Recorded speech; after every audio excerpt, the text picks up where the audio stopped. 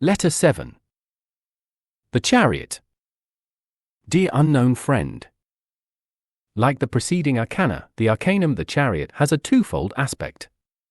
It represents, from one side, he who, having triumphed over the three temptations, remains faithful to the vows of obedience, poverty and chastity, and it represents, from another side, the danger of the fourth temptation, which is the most subtle and intimate temptation, and is the invisible synthesis of the three temptations, the spiritual temptation of the victorious through his victory itself. It is the temptation to act in one's own name, to act as master instead of as servant. The seventh arcanum is that of mastership, understood in the sense of temptation as well as achievement. The three gospel quotations which are found at the head of this letter delineate the nature of the ideas here. Paul Marteau says that the general and abstract meaning of the seventh card is that it represents setting in motion in 7 states, i.e. in all domains. Le Tarot de Marseille, Paris, 1949, page 33, and it is exactly this that we have designated above as mastership. For mastership is not the state of being moved, but rather that of being able to set in motion. The Son of Man resisted being moved by the three temptations in the wilderness, consequently, it is he who set in motion the forces which served him. Then the devil left him, and behold, angels came and ministered to him. Here, again, is a fundamental law of sacred magic. One could formulate it in the following way: that which is above being as that which is below, renunciation below sets in motion forces of accomplishment above, and the renunciation of that which is above sets in motion forces of accomplishment below. What is the practical meaning of this law? It is the following. When you resist a temptation or renounce something desired below, you set in motion by this very fact forces of realization of that which corresponds above to that which you come to renounce below. It is this that the Master designates by the word reward when he says, for example, that it is necessary to guard against practicing righteousness before other people in order to gain their regard, for then you will have no reward from your Father who is in heaven. Matthew 6:1. Reward is therefore the action that one sets in motion above by the renunciation of desire for things below. It is the yes from above corresponding to the no from below. And this correspondence constitutes a basis for magical realization and for a fundamental law of Christian esotericism or Hermeticism. Let us guard ourselves from taking it lightly, for here is given to us one of the principal keys of sacred magic. It is not desire which bears magical realization, but rather the renunciation of desire, that you have formerly experienced, of course. For renunciation through indifference has no moral, and therefore no magical, value. Desire, and then renounce, here we have the practical magical meaning of the Lord of Reward. To say that one has to renounce what one desires amounts to saying that one has to practice the three sacred vows: obedience, poverty and chastity. For the renunciation must be sincere in order for it to set in motion the forces of realization from above, and it cannot be so when it lacks the air, light and warmth of the sacred vows. It is necessary therefore to understand once and for all that there is no true sacred magic, nor mysticism, gnosis or Hermeticism, outside of the three sacred vows, and that true magical training is essentially only the practice of the three vows. Is this hard? No, it is easy. It is the concentration without effort which was considered in the first of these letters. Let us now consider the text of the Gospel account concerning what happened immediately after the three temptations. Then the devil left him, tota phys in auton ho diabolos, says the Gospel according to Matthew, but the Gospel according to Luke adds for a time, Luke 4:13. Now, these additional words give rise to the supposition that again a trial or temptation, the fourth, which is the most subtle and intimate, is to come. And it is this which forms part of the teaching of the seventh arcanum, which represents a crowned man standing on a triumphal chariot drawn by 2 horses. And behold, angels came to him, kai idou angeloi prosulthon, i.e. now they were able to approach him, since a space necessary for their descent became free. Why and how? Angels, o hoi angeloi, in Greek, are entities which move vertically, from above below and from below above. To move signifies for them to change respiration, and distance for them amounts to the number, and to the intensity of effort that it comprises, of changes from inhalation to exhalation. Thus, for example, when we say, a distance of 300 miles from the Earth, an angel would say, 3 successive changes from normal respiration in the sphere of the angels. To draw near for angels signifies a change in respiration. To be unable to draw near means to say that the atmosphere of the sphere which they want to draw near to is such that they can no longer breathe there, and that they would faint if they were to enter this sphere. This is why the angels were unable to approach the Son of Man during the time when the concentrated forces of terrestrial evolution, the forces of the Son of the Serpent, were active. They occupied, so to say, the space around the Son of Man, so that the angels were unable to breathe, and therefore they were unable to enter there without fainting. But immediately that the devil left him and the atmosphere changed, they were able to approach him, and did so. One can add, by way of a corollary, that the law of presence delineated above gives us a strong reason for acknowledging the necessity of churches, temples, and consecrated or holy places in general. There are certainly other reasons again, but this would suffice, even if there were no other reasons, for us to defend the protection of all sacred places. Let us therefore protect through our thoughts, words, and deeds, all churches, every chapel and, lastly, every temple, where one prays, worships, meditates and celebrates God and his servants. And they ministered to him, kai diakonon auto the plural, they indicates to us that it is a matter here of 3 angels. Each temptation resisted corresponded to an angel charged with the special mission of reward and who rendered a special service. What, therefore, were these services? He had refused, he, being famished, to command stones to become bread. Now, it was the word which comes from the mouth of God, become bread, which the angel of poverty served him. He had refused to cast himself down from the pinnacle of the temple. Now, it was breath from the height of the throne of God that the angel of chastity brought to him.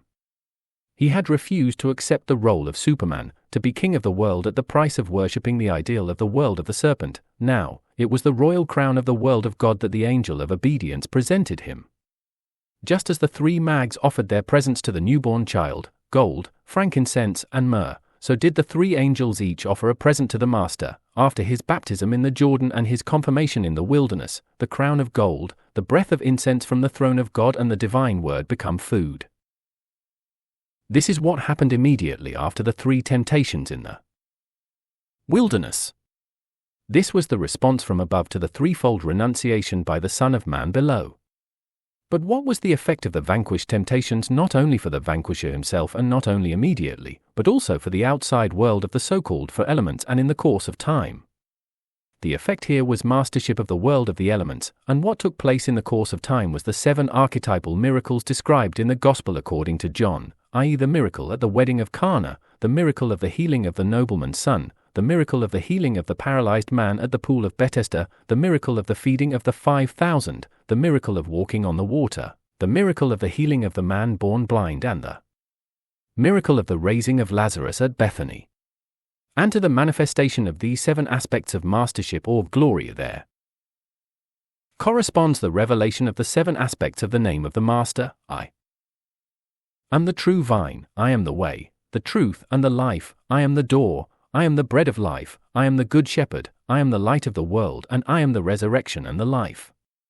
This is the rainbow of 7 colors of the manifestation of glory or mastership, and also the octave of the 7 tones of revelation of the name or mission of the vanquisher of the 3 temptations. And this rainbow shone around the empty and somber place in the wilderness where the temptations took place. The 7 miracles of the Gospel according to John are, in their totality, the glory, doxa, or splendor of the victory of the 3 sacred vows over the 3 temptations. Here there is at the same time a beautiful piece of qualitative mathematics. The threefold good, when it prevails over the threefold evil, produces 7-fold good, whilst when the threefold evil prevails over the threefold good it produces only threefold evil. For the good is only qualitative, and when it is able to manifest itself, it manifests itself wholly, in its indivisible fullness. This is what the number 7 is, fullness, pleroma, or, when it manifests itself, glory, doxa, which St. John speaks of when he says, "And we have beheld his glory, and from his fullness we have all received grace upon grace," John I, 14:16. And the first miracle, that of the wedding at Cana, was the beginning of the manifestation of this fullness or glory. This, the first of his signs, Jesus did at Cana in Galilee, and manifested his glory, and his disciples believed in him. John 2:11. His disciples believed in him means to say that they believed in his name, or his mission, which was revealed in its 7 aspects by the 7 I am sayings quoted above from the Gospel according to John.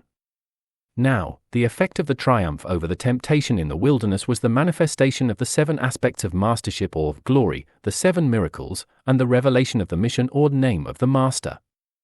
And all this was nothing other than the manifestation of the glory of the Father through the Son, and the revelation of the name of the Father through the name of the Son. But the possibility of the other glory, i.e. the manifestation of mastership in one's own name, also exists. The words of the Master at the head of this letter, "I have come in my Father's name, and you do not receive me. If another comes in his own name, him you will receive," John v. 43, state it clearly.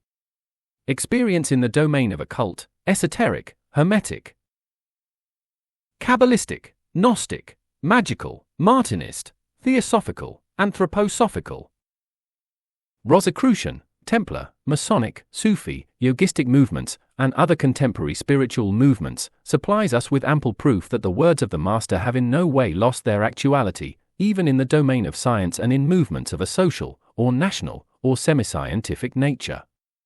Because for what other reason do the Theosophists, for example, prefer the Himalayan Mahatmas, whose astral bodies through projection appear from a great distance, or who precipitate letters written in blue or red crayon, to the Master, who has never ceased to teach, inspire, illumine, and heal, amongst us and near to us, in France, Italy, Germany, Spain, to name only the countries where there have been well-established cases of meetings with him, and who himself said, "I am with you always, to the end of time," in Matthew 20? For what other reason does one seek a guru amongst the Hindu yogis or Tibetan lamas without giving oneself half a chance to seek for a teacher? Illumined through spiritual experience in our monasteries or spiritual orders, or amongst lay brothers and sisters who practice the Master's teaching and perhaps are quite near at hand? And why do members of secret societies or orders of the Masonic type consider the sacrament of flesh and blood of the Lord insufficient for the work of building the new man, and why do they seek special rituals to supplement it or even to replace it? Yes, all these questions fall under the heading of the words of the Master, "I have come in my Father's name, and you do not receive me. If another comes in his own name, him you will receive." Why? Because for some the Superman has more attraction than the Son of Man, and because he promises them a career of increasing power, whilst the Son of Man offers only a career of foot washing. Dear unknown friend, do not interpret what I am saying in the sense that I am opposed or even hostile to the above-mentioned societies, fraternities, and movements of a spiritual and initiatory nature, nor in the sense that I am accusing them of an anti-Christian attitude. Do not attribute me with a lack of respect for the Mahatmas and Gurus of India. It is a matter here only of the purely psychological tendency that I have been able to observe something of everywhere, which prefers the ideal of the Superman to the ideal of the Son of Man. There is room to add, in order to do justice to the societies and fraternities mentioned, that if this tendency shows up all over the place at the core of these societies and fraternities, it is also so that it is everywhere combated in a more or less effective way. There is always an opposition to this tendency, although this opposition is sometimes only that of a minority. Be that as it may, the charioteer of the Arcanum, the chariot, is the victor over trials, i.e. the temptations, and if he is master, then it is thanks to himself. He is alone, standing in his chariot, no one is present to applaud him or to pay homage to him, he has no weapons, the scepter that he holds not being a weapon. If he is master, his mastership was acquired in solitude and he owes it to the trials alone, and not to anyone or anything external to himself. The victory achieved in solitude, what glory and what danger it comprises at one and the same time. It is the only real glory, for it in no way depends on human favor and judgment, it is intrinsic glory, the real radiance of the aura become luminous. It is, however, at the same time the most real and the most serious spiritual danger which exists. Pride and vaingloriousness, the traditional names which one gives to it, do not suffice to characterize it in an adequate way. It is more than this. It is, rather, a kind of mystical megalomania, where one deifies the regulating center of one's own being, one's ego, and where one sees the divine only within oneself and becomes blind to the divine above and outside of oneself. The higher self is then experienced as the supreme and unique self of the world, although it is only higher in relation to the ordinary, empirical self, and it is far from the supreme and unique being, far from being God, in other words. It would be as well, now, to dwell on the problem of identification of the self with the higher self and of the higher self with God. C.E.G. Jung, who, after having explored the sexual or Freudian layer, and then that of the will to power or Adlerian layer, of the unconscious, i.e., latent or occult consciousness of the human being, encountered a spiritual, mystical, gnostic and magical layer during the course of his clinical and psychotherapeutic experience. Instead of drawing back from it or extricating himself from it through a corrosive explanation, he had the courage and honesty to set himself to the laborious study of the phenomenology of this layer of the unconscious. Now, this work proved fruitful. Jung discovered here not only the causes of certain psychic disorders, but also the profound and intimate process that he designated as the process of individuation, which is nothing other than the gradual birth of another self. Jung called it the self, higher to oneself or one's ordinary ego. The discovery of the process of the second birth prompted him to extend the range of his exploratory work considerably, notably to include symbolism, mystery rituals, and the comparative study of contemporary and ancient religions. Now, this broadening of his field of exploration also proved fruitful. Jung's arrival at his discovery, which at first racked him, preventing him from speaking of it to a living soul for 15 years, had its train of consequences, including the knowledge and description of some dangers or temptations belonging to the way of initiation and the process of individuation which corresponds to it. One of these dangers, which are at the same time trials or temptations, is that which Jung designated by the term inflation, which signifies the state of consciousness of the self inflated to excess, and which is known in psychiatry in its extreme manifestation by the term megalomania. Therefore, here we are concerned with a range of psychic phenomena, which to begin with show up in relatively innocent forms, such as a high opinion of oneself which is not entirely justified, or the somewhat exaggerated desire to have one's own way, which become quite dangerous when they manifest as a disparaging negativity towards everyone, the faculties of appreciation, gratitude, and worship being concentrated upon oneself, and which eventually signify a catastrophe that is rarely curable, when they reveal themselves as obsession with easily recognizable illusions, or megalomania, pure and simple. Here, then, are the principal dangers of inflation: exaggerated importance attached to oneself, superiority complex tending towards obsession, and, lastly, megalomania.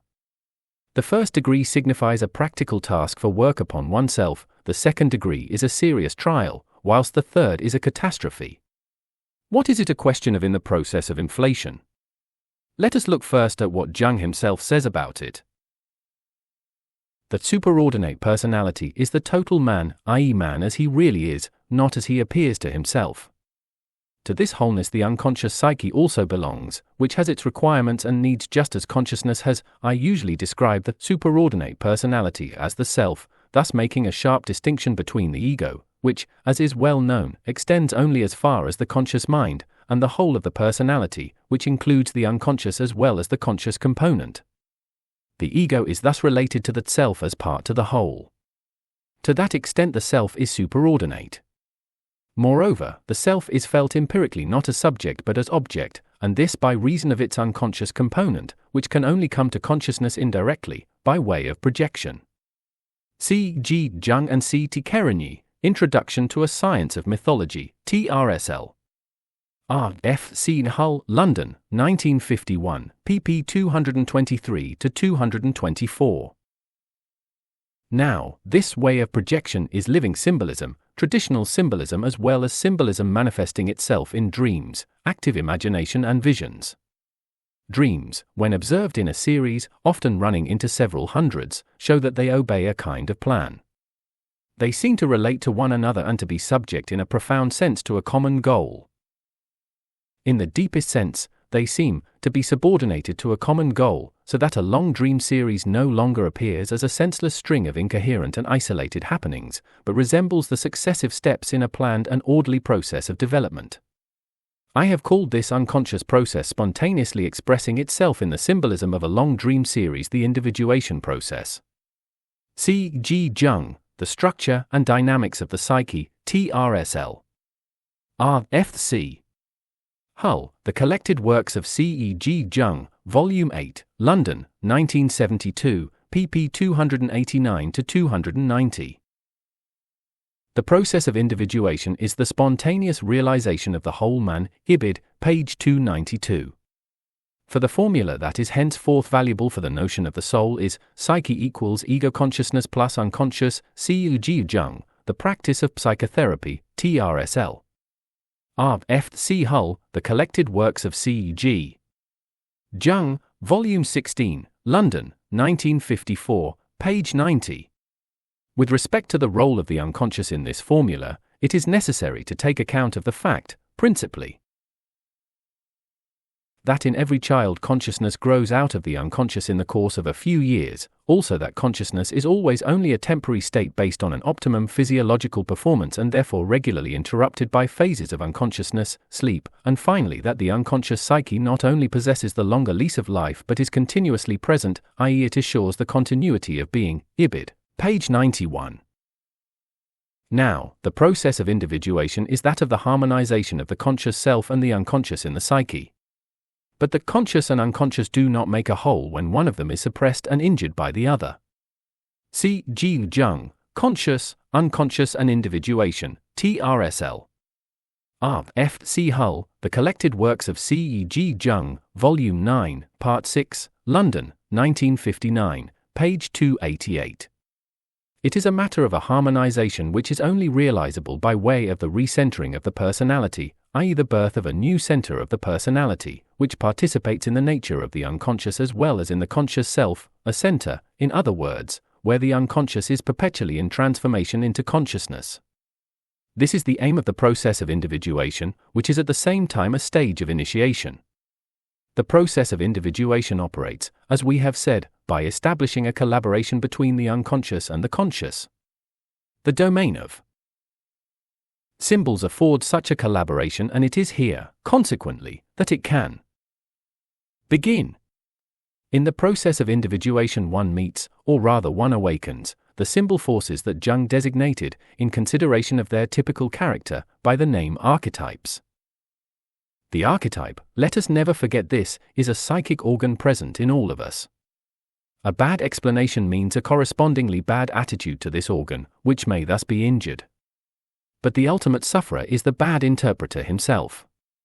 Hence the explanation should always be such that the functional significance of the archetype remains unimpaired, i.e. that an adequate and appropriate relationship between the conscious mind and the archetypes is ensured. For the archetype is an element of our psychic structure and thus a vital and necessary component in our psychic economy. There is no rational substitute for the archetype any more than there is for the cerebellum or the kidneys. C. G. Jung and C. T. Kerenyi, Introduction to a Science of Mythology, TRSL. R. F. C. Hull, London, 1951, pp. 109-110. Now, one must not take archetypes lightly. They are formidable psychic forces which can also invade, inundate, and engulf consciousness. This is what happens in the case of the identification of consciousness with the archetype. Then it produces, more often than not, an identification with the role of the heroes, and, sometimes, when it is a matter of the archetype named the wise old man or the great mother, an identification with a cosmic figure. At this stage there is usually another identification, this time with the hero, whose role is attractive for a variety of reasons. The identification is often extremely stubborn and dangerous to mental equilibrium. If it can be broken down and consciousness reduced to human proportions, the figure of the hero can gradually be differentiated into a symbol of the self. Ibid, page 137. And, let us add, if this does not succeed, the figure of the hero takes possession of consciousness. Then the second identification, or the epiphany of the hero, takes place. the epiphany of the hero, the second identification, shows itself in a corresponding inflation. The colossal pretension grows into a conviction that one is something extraordinary, or else the impossibility of the pretension ever being fulfilled only proves one's own inferiority, which is favorable to the role of the heroic sufferer, a negative inflation. In spite of their contrariety, both forms are identical, because unconscious compensatory inferiority tallies with conscious megalomania, and unconscious megalomania with conscious inferiority. You never get one without the other. Once the reef of the second identification has been successfully circumnavigated, conscious processes can be cleanly separated from the unconscious, and the latter observed objectively. This leads to the possibility of an accommodation with the unconscious, and thus to a possible synthesis of the conscious and unconscious elements of knowledge and action. This in turn leads to a shifting of the center of personality from the ego to the self. Ibid. pp. 137 to 138. This is the aim of the process of individuation. Now, inflation is the principal risk that attends each person who seeks the experience of depth, the experience of what is occult, which lives and works behind the facade of phenomena of ordinary consciousness. Therefore, inflation constitutes the principal danger and trial for occultists, esotericists, magicians, Gnostics, and mystics. Monasteries and spiritual orders have always known this, thanks to the immense pillar of experience which they have accumulated over millennia in the domain of the profound life. This is why their whole spiritual practice is based on the cultivation of humility by such means as the practice of obedience, the examination of conscience, and the reciprocal brotherly help of members of the community. Thus, if Sabbatai Zevi, 1625–1676, had been a member of a spiritual order with a discipline similar to that of Christian spiritual orders and monasteries, his illumination would never have led to his revealing himself, in 1648, to a group of disciples as the promised Messiah. Neither would he have had to become a Turk in order to save his life and continue his mission. God has made me an Ishmaelite Turk, he has commanded, and I have obeyed, the 9th day after my second birth, he wrote to his followers in Smyrna. Because he would have been spared positive inflation, just as he would have been spared the negative inflation of which Samuel Gondea, his disciple, gives the following description.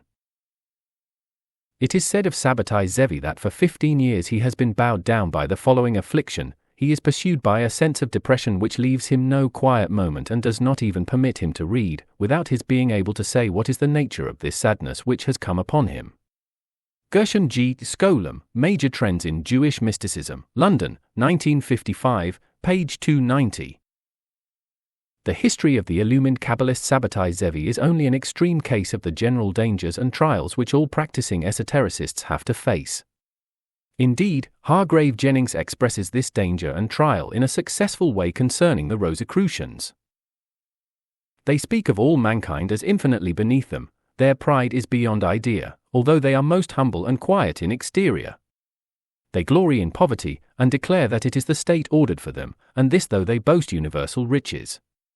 They decline all human affections, or submit to them as advisable escapes only, appearance of loving obligations, which are assumed for convenient acceptance, or for passing in a world which is composed of them, or of their supposal.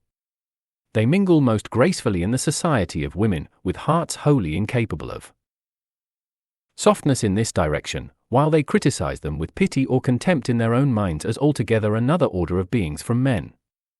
They are most simple and deferential in their exterior, and yet the self-value which fills their heart ceases its self-glorifying expansion only with the boundless skies. In comparison with the Hermetic adepts, monarchs are poor, and their greatest accumulations are contemptible. By the side of the sages, the most learned are mere dolts and blockheads. Thus, towards mankind they are negative, towards everything else, positive, self-contained, self-illuminated, self-everything, but always prepared, nay, enjoined, to do good, wherever possible or safe. To this immeasurable exaltation of themselves, what standard of measure, or what appreciation, can you apply? Ordinary estimates fail in the idea of it. Either the state of these occult philosophers is the height of sublimity, or it is the height of absurdity. Hargrave Jennings, The Rosicrucians. Their Rites and Mysteries, London, New York, 1887, pp. 30–31. Let us say absurd as well as sublime, because inflation is always simultaneously sublime and absurd. This is what Eliphas Levi says about it. There is also a science which confers on man powers apparently superhuman.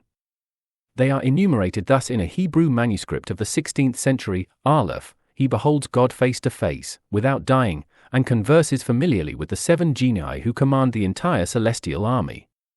Beth, he is above all griefs and all fears.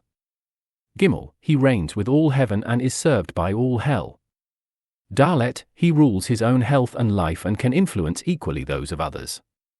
He can neither be surprised by misfortune nor overwhelmed by disasters, nor can he be conquered by his enemies. Vau, he knows the reason of the past, present and future. Zayin, he possesses the secret of the resurrection of the dead and the key of immortality. Eliphas Levi, Dogmarit Ritual de la Haute Magie, TRSL. A.E. Wait, Transcendental Magic. Its Doctrine and Ritual. London, 1968, page 10. Is it a matter here of a program or of actual experience? If it is experience, it is one of inflation pushed very far. If it is a program, he who takes its realization seriously cannot fail to fall prey to inflation, be it positive, superiority complex, or negative, inferiority complex. Whatever it may be, the experience or program of this Hebrew manuscript of the 16th century quoted by Eliphas Levi shows a remarkable similarity to the experience of John Custins, described by him in his book Wisdom, Madness and Folly, the Philosophy of a Lunatic. It is as follows: I feel so close to God, so inspired by His Spirit that in a sense I am God. I see the future, plan the universe, save mankind, I am utterly and completely immortal, I am even male and female. The whole universe, animate and inanimate, past, present and future, is within me. All nature and life, all spirits, are cooperating and connected with me, all things are possible. I am in a sense identical with all spirits from God to Satan. I reconcile good and evil and create light, darkness, worlds, universes. John Custins, Wisdom, Madness and Folly, the Philosophy of a Lunatic, London, 1951, page 51. The state described by John Custins is characteristic of that of acute mania, and the author himself in no way denies it. But would he still look at it in this way? One can ask, if he knew that his experience is found described exactly in the Bradaranyaka Upanishad, which says, "He who has found and awakened to the soul that has entered this conglomerate whole, he is the maker of everything, for he is the creator of all, the world is his, indeed, he is the world itself." Bradaranyaka Upanishad, the 4th of April, 13, TRSL. Ali. Hume, The 13 Principal Upanishads, Oxford, 1962, p. 142. Can one say with certainty that this text quoted from the Upanishads is based on an entirely different experience to that of John Custins? 38 years ago I knew a tranquil man of mature age who taught English at the YMCA in the capital of a Baltic country. Now, he revealed to me one day that he had attained a spiritual state which manifests itself through the eternal gaze and which is that of consciousness of the identity of self with the eternal reality of the world. The past, present and future, seen from the pedestal of eternity, where his consciousness had its abode, were an open book for him. He had no more problems, not because he had resolved them, but because he had attained the state of consciousness where they disappeared, having become of no importance. Because problems belong to the domain of motion in time and space, he who transcends this and arrives at the realm of eternity and infinity, where there is neither movement nor change, is free of problems. When he spoke to me of these things, his beautiful blue eyes rayed out sincerity and certainty. But this radiance gave way to a dark and angry look as soon as I raised the question of the value of the subjective feeling of eternity when one is not aware of or one is unable objectively to do something more towards helping humanity, be it in spiritual or other progress, or in the alleviation of spiritual, psychic and bodily suffering. He did not forgive me this question and he turned his back on me, which was my last impression of him in this world. He made his way to India, where soon after he died as victim of an epidemic. I recount this episode in my life only so that you may know, dear unknown friend, when and how the very serious problem of the forms of, and the dangers of, spiritual megalomania were awakened in me, and how I owe it to this objective experience that I began work on this problem, some of the outcomes of which I am in the process of showing. Spiritual megalomania is as old as the world. Its origin is found well beyond the terrestrial world, according to the millennial-old tradition concerning the fall of Lucifer. The prophet Ezekiel gives a most moving description of this. You were the signet of perfection, you were full of wisdom, and perfect in beauty.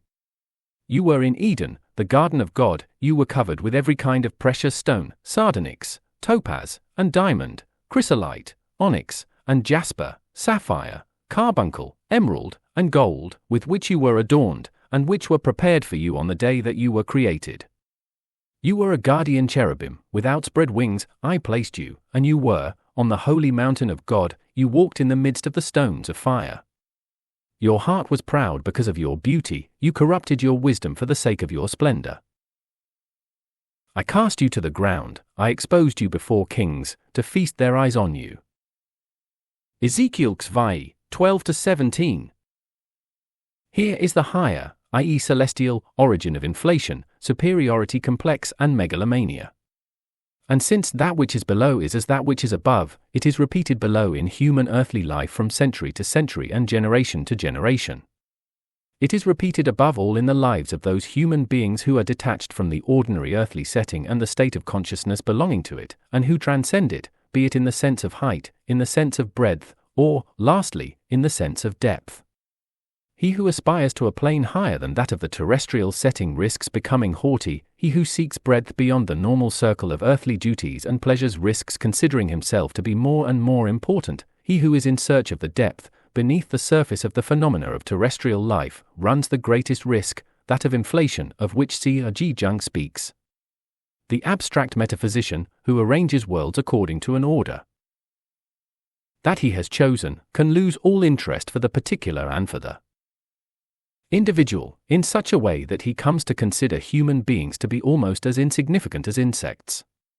He regards them only from above. Seen from his metaphysical height, they lose all proportion and become for him small or almost insignificant, whilst he, the metaphysician, is great, since he participates in great metaphysical things, which clothe him in grandeur. The reformer who wants to correct or save humanity easily falls victim to the temptation of considering himself as the active center of the passive circle of humanity. He feels himself as the bearer of a mission of universal significance, therefore he feels himself to be more and more important. The practicing occultist, esotericist or hermeticist, if he is not practicing, he is only a metaphysician or reformer, experiences the higher forces which work beyond his consciousness and which make their entrance there. At what price? Either at the price of worshipping on his knees, or otherwise at the price of the identification of self with these higher forces, which results in megalomania. One speaks often of the dangers of occultism. Black magic is usually the supreme danger against which the beginner is put on guard by the masters. Others, above all those who know more or less about medicine, see it as disorders of the nervous system. But experience during 43 years of practical occultism, or esotericism, has taught me that the danger of occultism is neither black magic nor nervous disorder. At least, these dangers are met no more often amongst occultists than amongst politicians, artists, psychologists, believers and agnostics. I am not able to cite by name any black magician amongst the occultists that I know, whereas it would not be too difficult to name some politicians who, for example, have nothing to do with occultism, and who would even be hostile to it, but whose influence and impact agree very well with the classical concept of that of the black magician. Indeed, is it difficult to name politicians who have exercised a deadly, suggestive influence on the popular masses, blinding them and inciting them to acts of cruelty, injustice and violence, of which each individual, taken separately, would be incapable, and who, through their semi-magical influence, have deprived individuals of their freedom and rendered them possessed? And is not this action to deprive men of their moral freedom and to render them possessed the aim and very essence of black magic? No, dear unknown friend, occultists, including those amongst them who practice ceremonial magic, are neither masters nor disciples of black magic. Truth to tell, they are amongst those who have least of all in common with it. It is true that they, above all the adepts of ceremonial magic, often fall prey to illusions and mislead themselves and others, but is this black magic? Besides, where can one find a class of human beings who never make mistakes? Even Dr. Faust, who made a pact with the devil, and this concerns all pact-makers of this kind, ancient and modern, was only the naive victim of a prank on the part of Mephistopheles, who is a rogue well known to all those who have knowledge of the occult world, because how can you sell something which in no way belongs to you? It is his soul which would have been able to sell Dr. Faust, but never would Dr. Faust be able to give away his soul, however solemn his pact was, and no matter whether he wrote and signed with blood or with ordinary ink. It is Mephistopheles' way of giving a lesson to those who want to be Supermen. He brings to light the puerility of their pretensions. And whilst wholly deploring the naivety of poor Dr. Faust, one is led to consider the method of roguishness of Mephistopheles as, in the last analysis, salutary. Because what Mephistopheles does, and other examples of this method of a more recent date could be cited, is to show the ridiculousness and absurdity of the aspirations and pretensions of so-called supermen. Of all spirits who deny, the rogue is the least burden to me, says God concerning Mephistopheles in Goethe's Faust, Prologue in Heaven, Faust, Part 1. Let us therefore not condemn the rogue of the spiritual world, and above all let us not be afraid of him. Nor let us condemn Dr. Faust, our brother, by accusing him of black magic. It is, rather, childish credulity of which he can be accused, if he must be accused. In any case, he was 100 times more innocent with respect to mankind than our contemporaries who have invented the nuclear bomb as good citizens and scientists. No, neither black magic nor nervous disorders constitute the special dangers of occultism.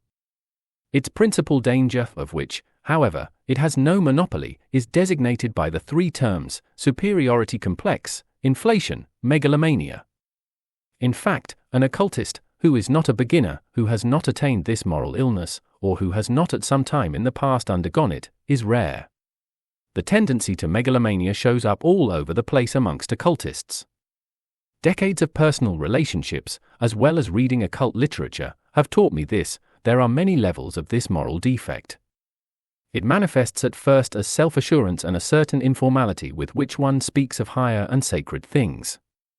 Then it expresses itself as knowing better and knowing all, i.e. as the attitude of a master towards everyone. Lastly, it manifests as implicit or even explicit infallibility. I do not want to cite passages from occult literature, nor to name names, nor to mention biographical facts concerning known occultists, in order to prove or illustrate this diagnosis. It would not be difficult for you, dear unknown friend, to find them yourself in abundance. What my intention is here is to refute the false accusations concerning occultism, on the one hand, and on the other hand to show up the real danger that occultism presents, so that one is put on guard against it. But what should one do against this danger, in order to guard one's moral well-being? The ancient saying ora et labora, work and pray, constitutes the only answer that I have been able to find. Worship and work constitute the only curative as well as prophylactic remedy that I know against megalomaniacal illusions.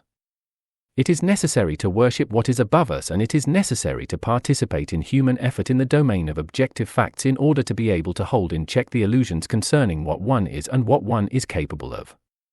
For whoever is aware of raising his prayer and meditation to the level of pure worship will always be conscious of the distance which separates, and at the same time unites, the worshipper and the worshipped.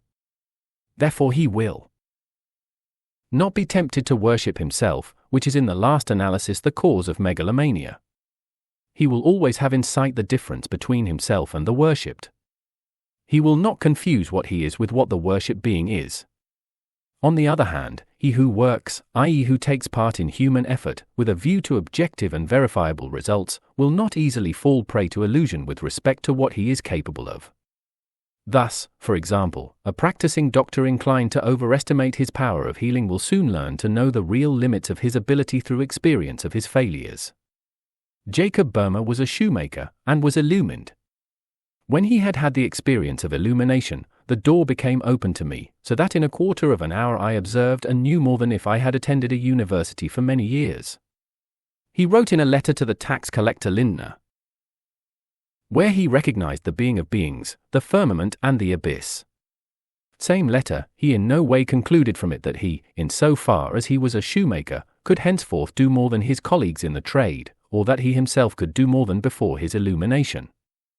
On the other hand, through his illumination he learned to know the greatness of God and the world, of which I was highly astounded, without knowing how it happened to me, and thereupon my heart turned to praise of God, same letter, and this filled him with worship. Therefore, it was work and the worship of God which protected the moral well-being of Jacob Boehme. And I allow myself to add here that my experience in the domain of esotericism has taught me that what was salutary in Boehme's case is also so, without exception, regarding all those who aspire to supersensible experiences. Worship and work, ora et labora, therefore constitute the conditio sine qua non for practical esotericism in order to hold in check the tendency towards megalomania. This is in order to hold it in check, yet in order to obtain immunity from this moral illness, more than this is necessary. One has to have the real experience of concretely meeting a being higher than oneself. I mean by concretely meeting neither the feeling of higher self, nor the more or less vague feeling of the presence of a higher entity, nor even the experience of a flood of inspiration which fills one with life and light. No, what I mean by concretely meeting is nothing other than a true and really concrete meeting, i.e. face to face. It can be spiritual, face to face in vision, or more physically concrete. Thus, Saint Teresa of Avila, in order to cite only one of many known examples, met the Master, conversed with him, asked and received from him advice and instruction on an objective spiritual plane. Yes, spirituality is not exclusively subjective, it can also be objective. And certainly Pappas and his group of occultist friends met Monsieur Philip of Lyons on the physical plane. Here are two examples of the concrete meeting that I mean. Now, he who has had the experience of a concrete meeting with a higher being, a saint or righteous individual, an angel or another hierarchical being, the Virgin Mary, the Master, becomes through this very fact immune with respect to the tendency towards megalomania. The experience of having been face to face with a great one necessarily comprises complete healing and immunity from any tendency towards megalomania. No human being who has seen and heard will be able to make an idol of himself. More than this, the true and ultimate criterion for the reality of these so-called visionary experiences, i.e. with respect to their authenticity or falsity, is given in the moral effect of these experiences, notably whether they make the recipient more humble or more pretentious. The experience of her meetings with the Master made Saint Teresa more and more humble. The experience on the terrestrial plane of the meeting with Monsieur Philip of Lyons also made Pappas and his occultist friends more humble. Now, these two experiences, quite different though they are with respect to subject and object, were authentic. Neither Pappas was thereby mistaken about the spiritual greatness of he who he recognized as his spiritual master, nor was Street Teresa any less mistaken about the reality of the Master, whom she saw and heard speak. Dear unknown friend, read the Bible and you will find there a great number of examples of this law, which may be expressed as follows: authentic experience of the divine makes one humble. He who is not humble has not had authentic experience of the divine. Take the apostles who saw and heard the Master and the prophets who saw and heard the God of Israel. You will not find amongst them any trace of tendencies towards pride such as you can certainly find amongst many Gnostic teachers who, consequently, had not seen and heard. But if it is true that it is necessary to have seen and heard in order to thoroughly learn the lesson of humility, what is there to say about people who are unnaturally humble and who have not seen and heard? Without prejudice to other good and valuable answers, the answer which seems right to me is that all those who are humble have certainly seen and heard, no matter where or when, and no matter whether they remember or not. Humility can be the result of the real, a non-intellectual, memory of the soul of the spiritual experience prior to birth, or it can be due to memory of nocturnal experience undergone during sleep and which remains in the domain of the unconscious, or, lastly, it can be the effect of experience that is present consciously or unconsciously but is unacknowledged by oneself or others. For humility, like charity, is not a natural quality of human nature. Its origins can in no way be found in the domain of natural evolution, since it is not possible to conceive of it as the fruit of the struggle for existence, i.e., natural selection and the survival of the fittest at the expense of the weak. Because the school of the struggle for existence does not produce humble people, it produces only strugglers and fighters of every kind. Humility is therefore a quality which must be due to the action of grace, i.e., it must be a gift from above. Now, the concrete meetings, face-to-face, of which it is a question here are always, without exception, events due to grace, being meetings where a higher being voluntarily draws near to a lower being. The meeting which made Saul, the Pharisee, into Paul the Apostle was not due to his efforts, it was an act of the one whom he met. It is the same with all meetings face-to-face with higher beings. Our part is only to seek, to knock and to pray, but the decisive act comes from above. Let us now return to the Arcanum, the chariot, whose traditional meaning is victory, triumph, success. This meaning is derived naturally from the bearing of the personage, the charioteer, and presents no difficulty. J. Maxwell, Le Tarot, Paris, 1933, page 87. Now, there is all the same a difficulty that it presents, namely that of answering the question, does this card signify a warning or an ideal, or rather both at once? I am inclined to see in all the arcana of the tarot simultaneously both warnings and aims to be attained. At least, this is what I have learnt through 40 years of study and meditation on the tarot. Thus the magician is a warning against the intellectual jugglery of the metaphysician, heedless of experience, and against charlatancy of every kind, and at the same time it teaches concentration without effort and the use of the method of analogy. The high priestess warns us of the dangers of Gnosticism in teaching the discipline of true gnosis. The empress evokes the dangers of mediumship and magic in revealing to us the mysteries of sacred magic. The emperor warns us of the will to power and teaches us the power of the cross. The Pope confronts us with the humanistic cult of personality and the magical pentagram in which this culminates, and opposes to this holy poverty, obedience to the divine, and the magic of the 5 wounds. The lover warns us of the 3 temptations and teaches us the 3 sacred vows. The chariot, lastly, warns us of the danger of megalomania and teaches us the real triumph achieved by the self. The real triumph achieved by the self, this means to say the successful outcome of the process of individuation, according to C.G. Jung, or the successful outcome of the work of true liberation, which is the fruit of catharsis, purification, and which precedes phatismos, illumination, and which is followed by henosis, union, according to the Occidental initiation tradition. The triumpher on the chariot can therefore signify either a sick person suffering from megalomania or a man who has passed through catharsis or purification, the first of the 3 stages on the way of initiation. The thesis that I am advancing here is this, that, just as with all the other cards of the arcana of the tarot, the card of the 7th arcanum also expresses a double meaning. The personage on this 7th card signifies at one and the same time the triumpher and the triumpher, the megalomaniac and the integrated man, master of himself. The integrated man, master of himself, conqueror in all trials, who is he? It is he who holds in check the 4 temptations, i.e. the 3 temptations in the wilderness described in the Gospels, as well as the temptation which synthesizes them, the temptation of pride, the center of the triangle of temptations, and who is, therefore, master of the 4 elements which compose the vehicle of his being, fire, air, water, and earth. Master of the 4 elements, that is to say, creative being in clear, fluid, and precise thought, creativity, clarity, fluidity, and precision being the manifestations of the 4 elements in the domain of thought. It means to say, moreover, that he has a warm, large, tender and faithful heart, warmth, magnanimity, sensitivity, and faithfulness being the manifestations of the 4 elements in the domain of feeling. There is, lastly, to add that he has ardor, man of desire, fullness, flexibility, and stability in his will, where the 4 elements manifest themselves as intensity, scope, adaptability, and firmness. To summarize, 1. Can say that a master of the 4 elements is a man of initiative, who is serene, mobile, and firm. He represents the 4 natural virtues of Catholic theology: prudence, strength, temperance, and justice, or rather Plato's 4 cardinal virtues: wisdom, courage, temperance, and justice, or yet again the 4 qualities of Sankaracharya, viveka, discernment, vairagya, serenity, the 6 jewels of just conduct, and the desire for deliverance.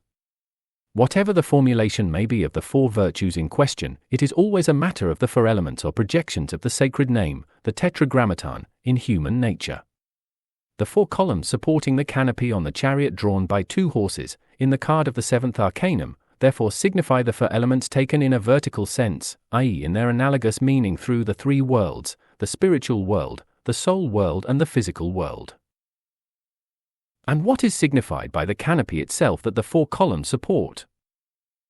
The function of a canopy, taken as a material object, is to protect the person who is found beneath it. It therefore serves as a roof. Taken in its spiritual sense, at which one arrives by way of analogy, the canopy above the man wearing a yellow royal crown expresses two contrary things: that the crowned man is a megalomaniac in the condition of splendid isolation, separated from heaven by the canopy, or else that the crowned man is an initiate in the mystery of spiritual well-being and that he does not identify himself with heaven, being conscious of the difference which exists between himself and that which is above him. In other words, the canopy indicates the facts and truths underlying humility as well as megalomania. Humility, being the law of spiritual health, implies consciousness of the difference and distance between the center of human consciousness and the center of divine consciousness. He has a skin, or a canopy, if you wish, in his consciousness, just as the human body has a skin, which separates the human from the divine, at the same time uniting them. This spiritual skin protects the spiritual well-being of man by not allowing him to identify himself ontologically with God, or to say, I am God, compare to Bradaranyaka Upanishad the 1st of April, 10, Aham Brahmasmi equals I am Brahma, but at the same time allowing him the relationship of breathing, coming together and separating, which is never alienation, which together constitute the life of love. The life of love consists of coming together and separating always with the consciousness present of non-identity. This is analogous to the process of breathing, which consists of inhalation and exhalation. Is this not found expressed in an unparalleled way in the extract from Psalm 43, which is the sixth phrase in the Mass, Imit lucem tuam, et veritatem tuam e ipsa me deduxerant, et adduxerant in montem sanctum tuum, et in tabernacula tua. O send out thy light and thy truth, let them lead me, let them bring me to thy holy hill and to thy tabernacles. Psalm 43, 3. Yes, the light of your presence, drawing near, and the truth that I receive in me through reflection, separating, this leads us towards the tabernacle. Tabernacles, are these not tents, baldachins, canopies under which man is united in love with the divine, without identifying himself with it or being absorbed by it? Aren't these tabernacles made of the skin of humility, which alone protects us against the danger of killing love through ontological identification, i.e. the identification of the human being with divine being? This soul is God, I am Atma Brahma, Mandukya Upanishad, 2, consciousness is God, Pragnanam Brahma, Aitareya Upanishad, 5.3, and therefore protects us from the danger of spiritual megalomania, i.e. from arrogating to ourselves the very being of God instead of his image? There are three forms of mystical experience: the experience of union with nature, that of union with the transcendental human self, and that of union with God. The first kind of experience is that of the obliteration of the differentiation between the individual's psychic life and surrounding nature. It is this which Levi Bruhl calls mystical participation, which notion he coined whilst studying the psychology of primitive peoples. This notion designates the state of consciousness where the separation between the conscious subject and the object of the outside world disappears, and where subject and object become one.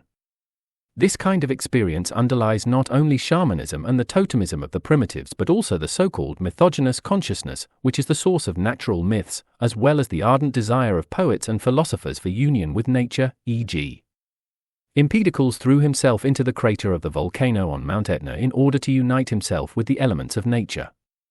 The effect of peyote, mescaline, hashish, alcohol, etc., can sometimes, but not always, and not with everyone, produce states of consciousness analogous to that of mystical participation. The characteristic trait of this form of experience is intoxication, i.e. the temporary fusion of oneself with forces exterior to one's self-consciousness. The Dionysian orgies of antiquity were based on the experience of sacred intoxication due to the obliteration of the differentiation between self and non-self.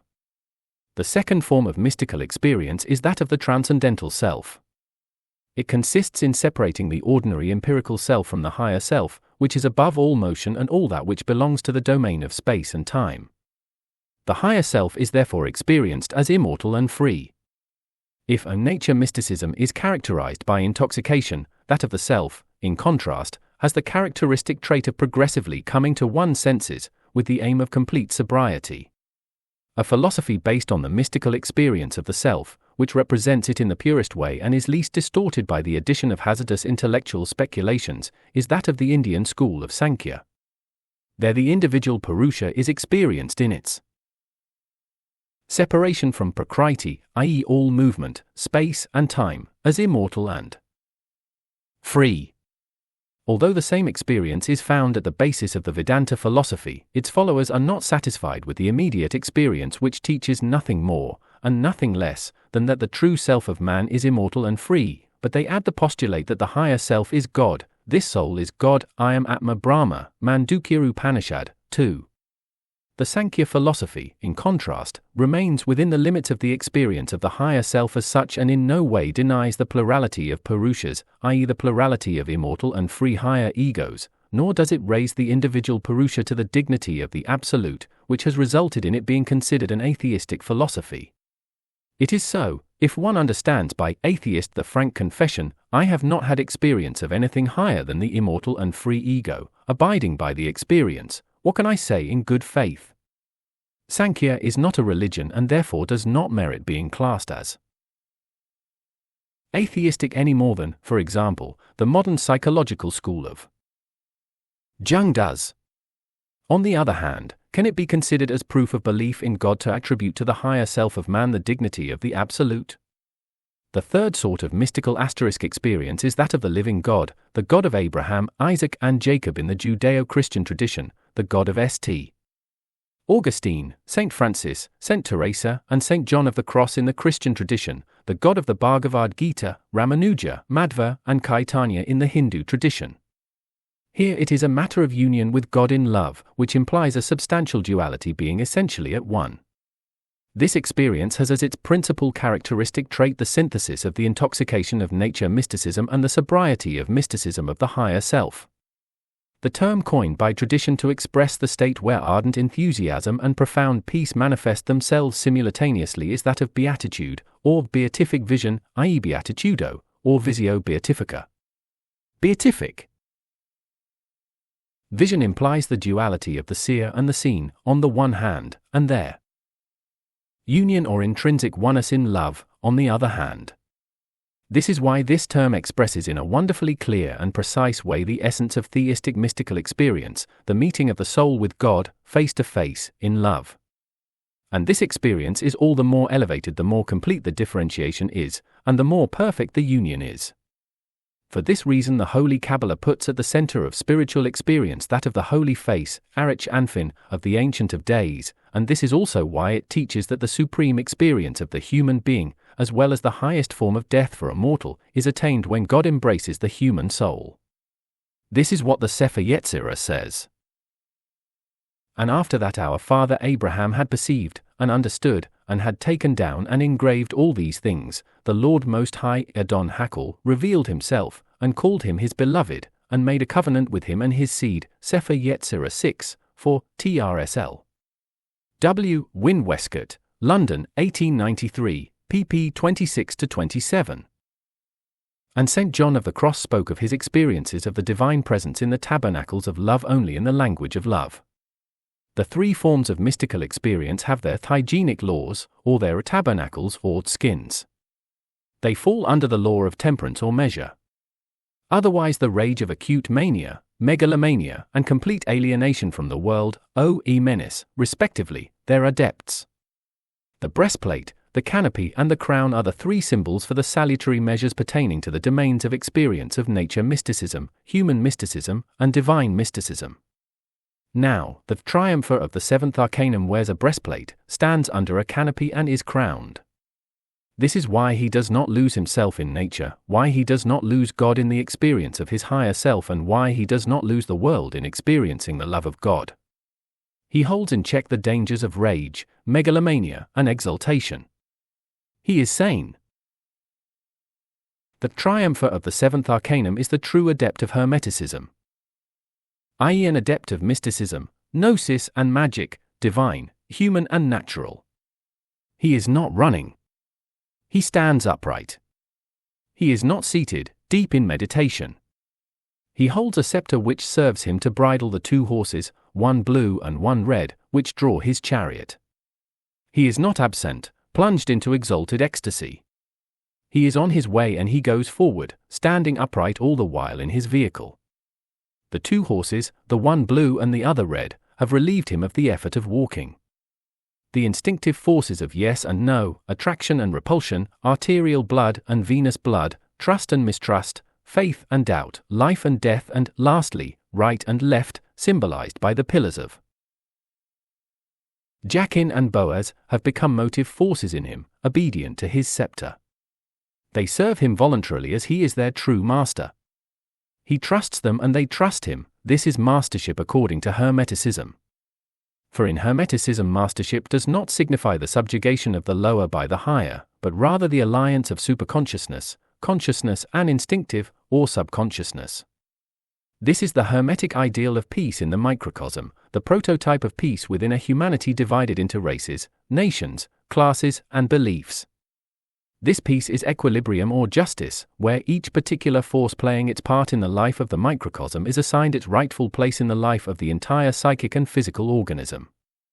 Equilibrium or justice is the subject of the following arcanum, the eighth arcanum, justice, which will be the theme of the next letter. Summarizing the practical teaching, for it is always the practical aspect which occupies us in the first place of the seventh arcanum of the tarot. 1. Can say that the triumpher is a convalescent, i.e. that the triumpher has triumphed over sickness or imbalance, spiritual, psychic and physical, which means to say that he is at the same time righteous, or the one who has triumphed over the four temptations by remaining faithful to the three sacred vows as well as to their root and synthesis, humility. In turn, this means to say that he is a liberated man or master.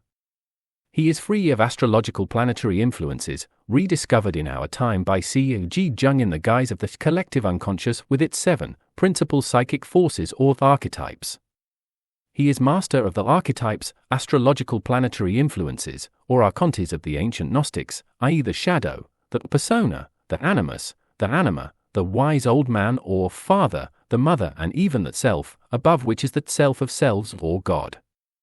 In other words, he holds in check the influences, in so far as they are baleful, of the Moon, Mercury, Mars, Venus, Jupiter, Saturn, and even the Sun, above which he knows there exists the Son of Suns or God. He is not without the planets, archetypes, or archontes, just as he is not without earth, water, air, and fire, for these are what comprise that which is called the astral body, or psychic body, in occultism. The psychic body is a body in so far as it is composed of unconscious, collective or planetary or psychic forces. It is the astrological planets, or Jung's archetypes, which form the stuff of the psychic or astral body. The triumpher of the seventh arcanum is therefore the master of the astral body, the master of the astral body. This means to say master of the 7 forces which it comprises, holding them in equilibrium. What is the 8th force which puts the 7 forces of the astral body in equilibrium? It is the 8th arcanum of the tarot, justice, which gives the answer to this question.